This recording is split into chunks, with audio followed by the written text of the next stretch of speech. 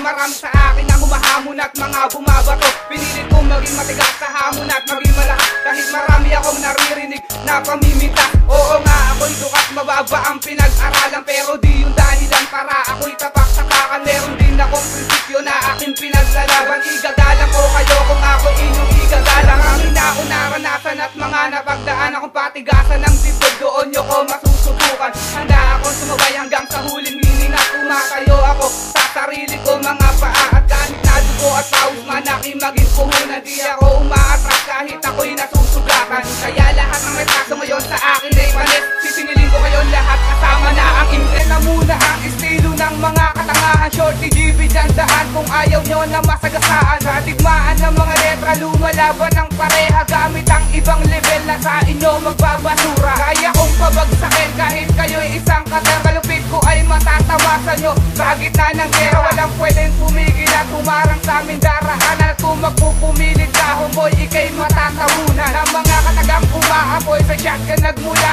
Ang matalo nyo kami ay isa lamang himala. Mga tanga nagkamali kayo sa amin ng kalkulasyon para lang kayong bumangga sa isang adobeng pundamang ahas. Di na mabilang ang mga kalaban na kinatay. Subukan ko na sumabay sa akin kahahandusay. Dahil ako si Shorty G, nag-iisang matibay. At kahit